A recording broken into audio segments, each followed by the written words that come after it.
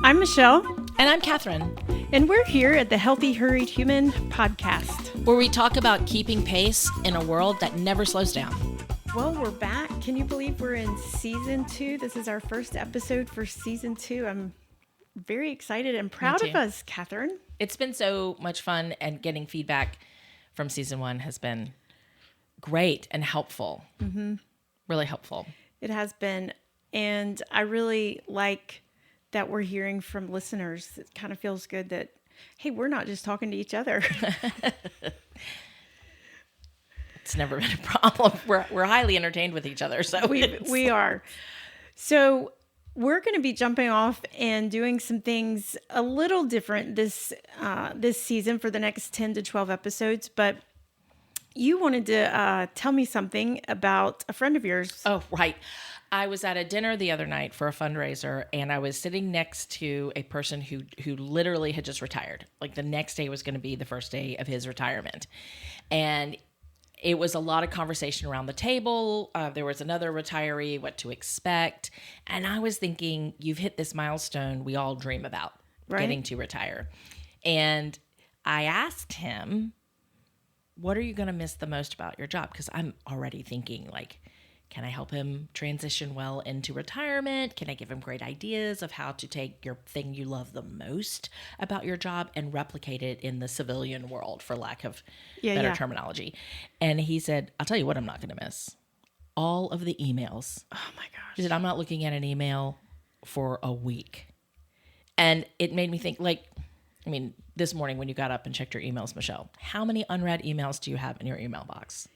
Yes, so Inbox. you know my assistant Grant is a funny guy, and he says that we're going to stage an intervention for my emails because one, I have 4 email accounts that I have to be, the admin for, and every day if I don't clean them out, I have over 300 emails every day. So you're a clean it out as you go. You're not an ignore the process. Well, I was, but your phone tells you how many you have. And I kept getting, people would see that on my phone and they were like, the number would be really high. And it just I was like, at first I thought it was funny. And then I thought, oh, people probably think I'm not doing anything. So I got real self-conscious about the fact that people always comment about that red little number that they could see on my phone. So I decided one day to clean it out. And so now that I've cleaned it out, I'm real good about the number one. I'm like, I don't want to see more than 6 on that number. So I spend several minutes, several times a day cleaning it out. But it's my fault because our email gets out there somehow. You're real good because you have an email account that it's like it is for one purpose. That's right. And then I have a friend of ours that we actually went to school with, Lar Carnuccio, who said, hey, Lar. It's been a long time. He wouldn't, he's real tight on giving out a particular email. Like we're very close friends. He's godfather to one of my kids. So I should have an email. This was years ago. I was like, hey, I need to send you something. He's like, do not share this email.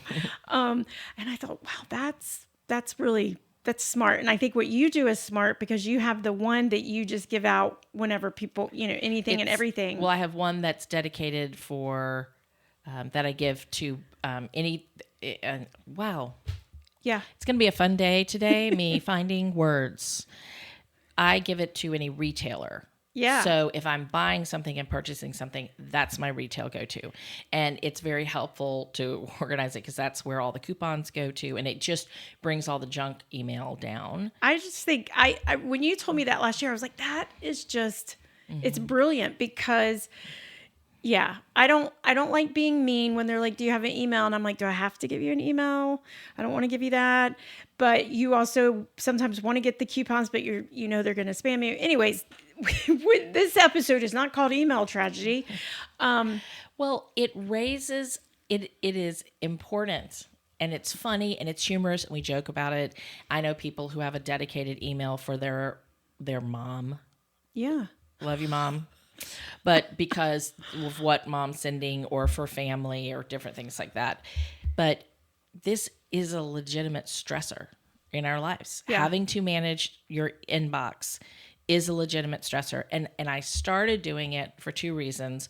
One was because I was job searching in 2011 and I was concerned that I was going to miss an important email coming into in my all inbox the stuff, and yes. all of the and all the trash. And since then, Google and Outlook and the people They've who made it offer easy for you to look for it. they themselves try to filter out and look for key words to filter out emails and only stuff your inbox with what they've decided is important. But I knew for that job hunting is I wanted to and I wanted to have an email address that had my name in it. Well, you bring up a really good point, because if somebody had said to me, does your email stress you out? I would have said, I don't think so. It's a pain. And I keep thinking, I'm going to hand this off to Grant to like unsubscribe me from all of this stuff. Yeah. But then I'm like, I can't release this because what if I unsubscribe to something I need? But you just brought up something that I'm like, oh, I do get stressed out about it because I am a serial deleter, because I just go in and delete and then somebody will say, you didn't respond to that. And I'm like, oh gosh, I'm sorry. So that does stress me out. And two, I do get stressed that I'm going to miss something in all of the minutia. The volume of the emails, that there's going to be one, and I get junk in all four of them. Right. I have not been able to tighten it down like you or Lawrence when it comes to that. Well, even in that, it's still hard to find, and for there are memes out there about trying to search for the email and using keywords to try to search for the email and how they act like they can't find it. Yes. And it is a major source of frustration.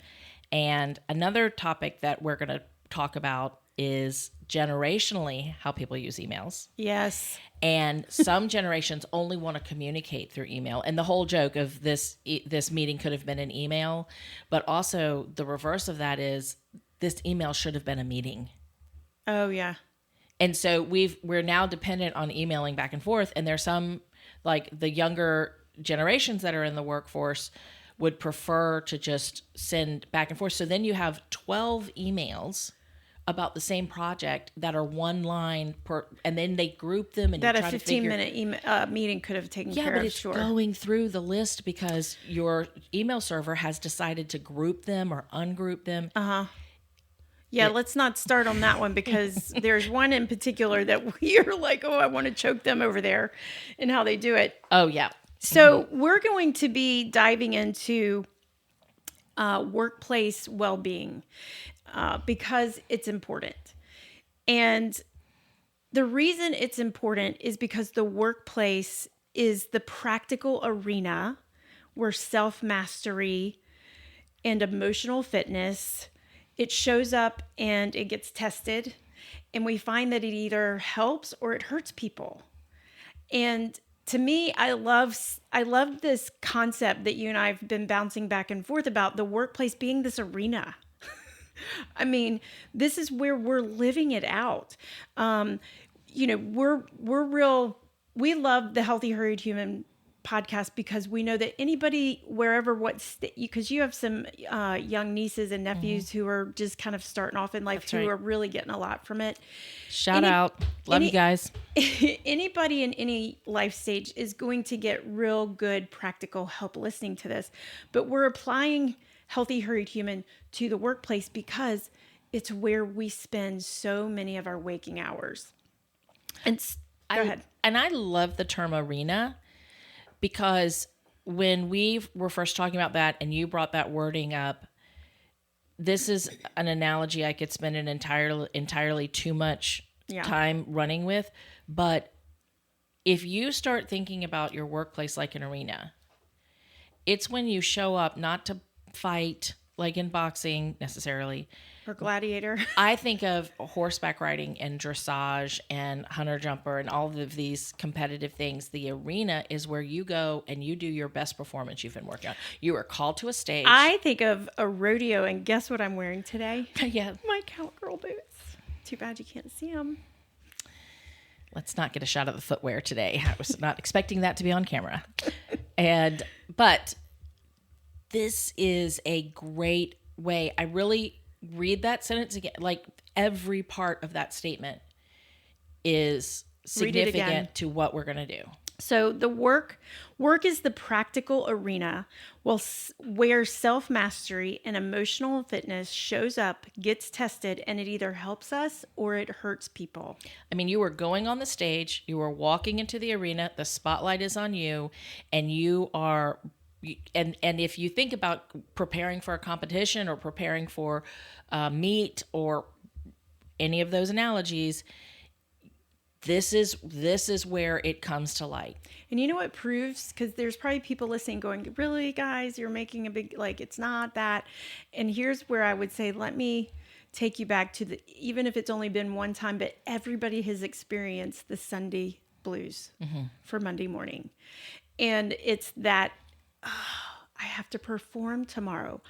Guess what? I do not get the blues thinking about performing on Friday afternoon. I do not get that because it's different. When we go into work, we do know we have to perform at a certain level, and that's why we get that like snag of like, ugh. So the arena is a really good. We've latched onto something, so you guys this season are really going to hear it. And this is really to the core of Foxygen Consulting. Is we want everyone that we work with to feel confident that they are walking into that arena in their best self, that two-sided coin of self-mastery and self-awareness as you grow and mature in that, which is the whole purpose of you creating the wheel in the first place. Like all of this goes back to the fact that best foot forward, walking in with the confidence you've done all the training you can handle what comes. So at Foxygen, that's exactly right. We believe that we have practical solutions in practical ways that we can help achieve this. There are ways that we can achieve this emotional fitness, this well-being, this workforce that's healthy. And it's not to say that you don't have to bring your best self in other places. It's just that this is where we're spending a lot of time. 40 hours a week, if you're lucky. 60 hours a week is more typical. It is where you're on display, you're being paid for what you're doing. A lot, no pressure, but a lot rides on it of you being successful there, especially in this job market and economy. Right. So there's a lot of pressure, and really, truly, this emotional fitness, which is a term I'd like you to explain more. That's a term that Foxygen has used a lot, and so I'd like you to explain that more. But is not something that has been highlighted. We've talked about personality in the workplace. We've talked about, working genius. We've talked about ways that you perform a team. We have titles in an org chart. That's right. But we realize there's a piece that's been missing, and it's the emotional health, well-being, self-mastery. Relationally thriving. Yeah. Yeah. The self-mastery part of it has been missing.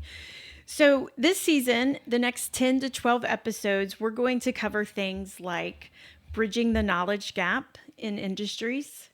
That's going to be a good one. In fact, I think that's next week's episode. We're going to talk about how to engage Gen Z. You and I know this. We get asked often about this from our leaders, business leaders. I'm scratching my head on this next generation. So we're going to dive into that. We're going to talk about helping employees see the impact of their work, the line of sight. Line of sight. That's one of your favorites. We'll be covering things like the engagement crisis and micromanagement. Like, that's not a very fun, warm conversation. And many other things we're going to be talking about. I don't want to list the whole episode, our whole season, but those are some of the things that we're going to be diving into, because we're going to see how the wheel that we've created and the appraisal, how that matters in the topics that we're digging deep in. We're also going to be trying to invite some guests on. So our listeners are going to get to hear some perspective outside of Michelle and Catherine. So you asked me to kind of explain why we use the word emotional fitness. Right. How did you come up? You were the first person I heard use that terminology. Well, I like it a lot. And it works well when people understand it, but I put it on a name tag for networking a few years ago. And I realized that people thought I was a fitness person in the workplace. And I'm like, oh, nope, you really got that one wrong. Because they just saw the word fitness and didn't put the whole sentence, the whole phrase together.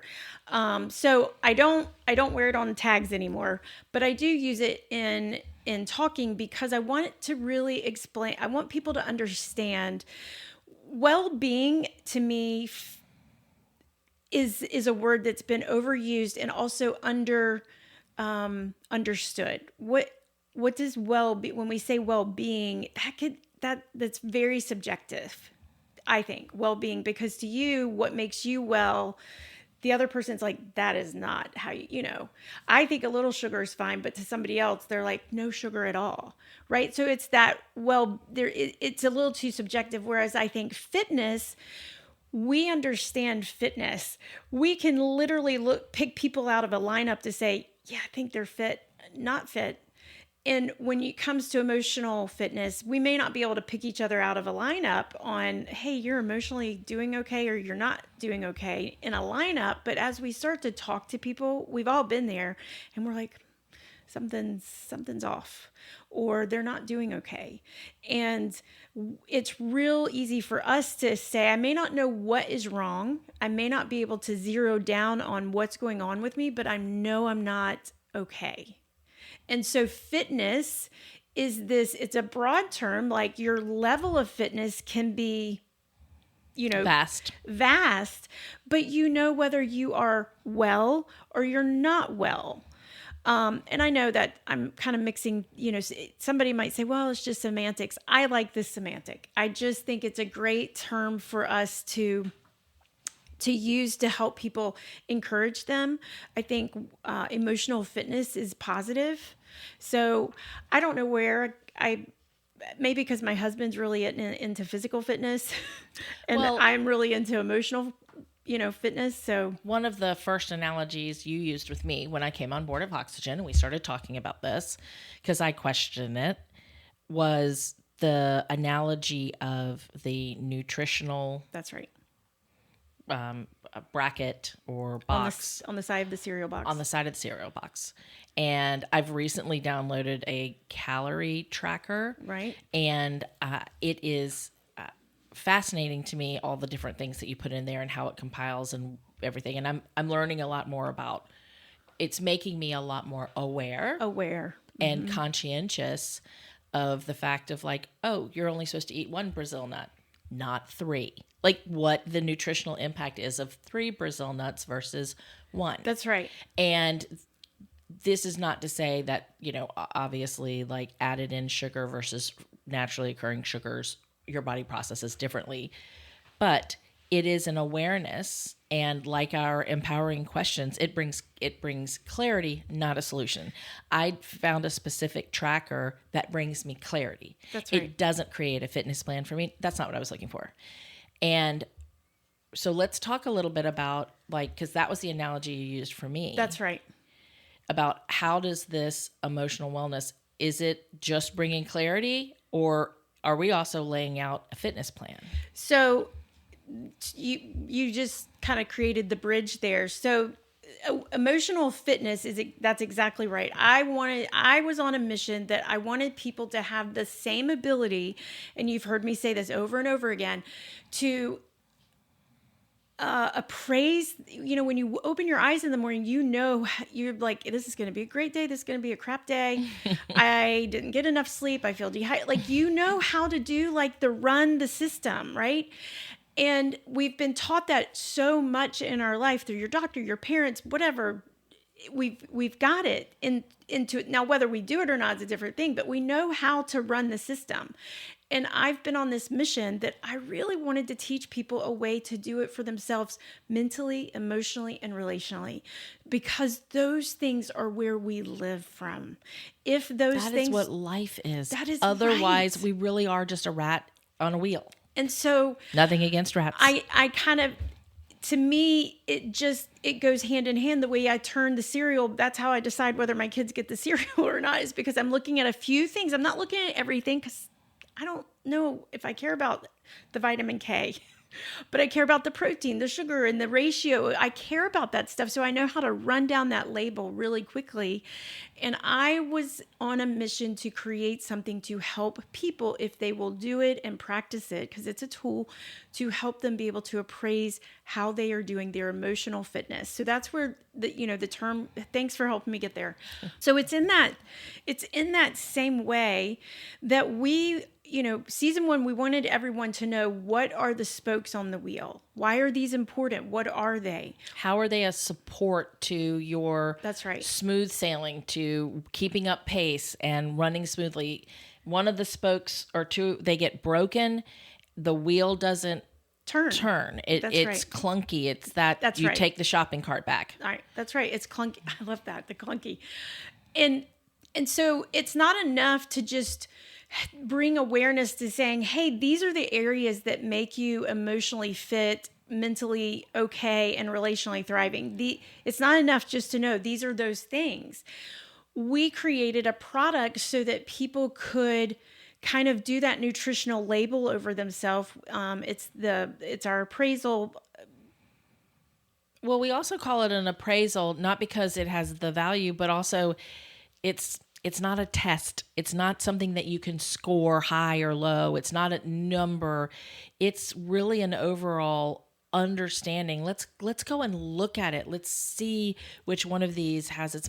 It's bringing you back to self-mastery over and over, and self-awareness, which are the same side of the two different sides of the same coin. Mm-hmm. And the more we practice that, so it's a tool that you practice. And so as we dig deep over the next 10 to 12 episodes this season into things like the knowledge gap, how do you work with Gen Z, micromanaging, we are going to be, that's why we started with the wheel in the first season. You're going to be seeing how those sound like workplace matters. Like this is all that these only matter in the workplace, but we're going to see how when you are high functioning on the wheel, how much it can impact these workplace challenges that we come across pretty regularly.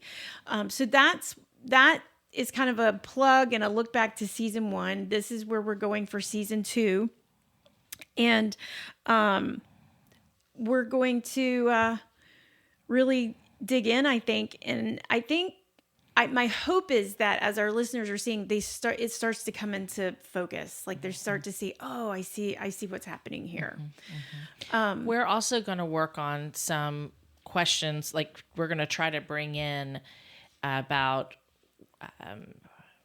skill set. Like if you start using the system, we use the term run the wheel. My niece Palmer asked me, what does that mean? Right. And I was saying, well, it's like you kind of I think of it like a track, so to speak. You run around the track and you hit each one of these. And we have a tool significant for that. Questions that you ask at each point and appraise yourself. Is this good? Is it bad? Does it need attention? And people want to know, do we use, are you wanting managers and leaders to do this of their people? And it's important that they understand, no, this is not, because self-mastery, the most important thing we can understand, self-mastery, the burden of self-mastery is on the individual. It's on us as an individual. You're not running this on your people. Right. But we believe that as a leader or a manager or an influencer of people, that if you're running the wheel for yourself, you are going to be able to help speak into or lead and guide others, because you will be aware. You'll be more aware of where they're not doing okay, or where maybe their will is, what was the term you just said, about being off with the buggy, your car? Clunky. You'll be able to know when other people off are clunky kilter. And offer the tools and the help to do that. You had asked me recently a really good question is, how do companies know when it's time to hire us to help them do the wheel, work the wheel, teach them the appraisal. Do you remember asking me that? Yeah, I remember asking twofold question of when do we know ourselves? What are personal indicators that say you need to go sit down and do this appraisal, like take a step back? And I was hoping you would and I guess it's just true for everybody. Like we have one client that we've advised that they have this routinely, like every 2 months on the 15th of the month, you sit down and just do this, just take an assessment of yourself. It's like sitting down and checking your blood pressure, or just you get into a habit and a routine of saying, how am I doing? How am I doing here?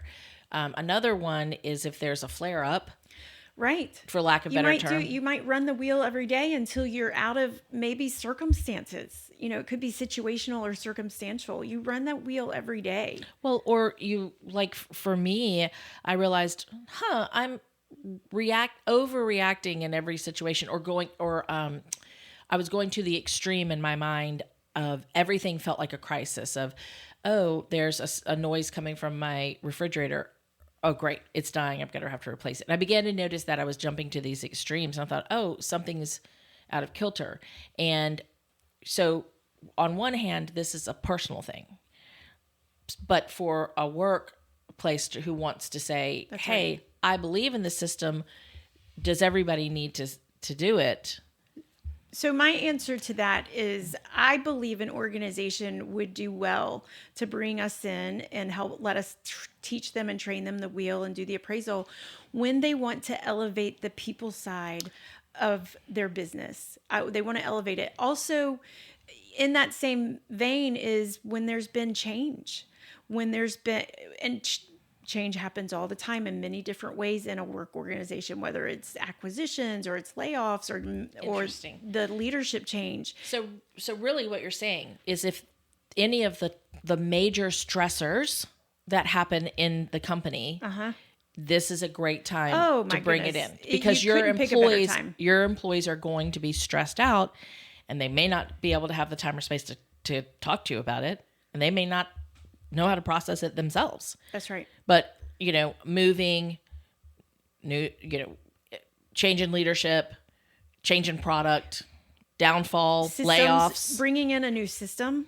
I mean, goodness, anytime you put another element into the workforce, it's a great time to bring in the training.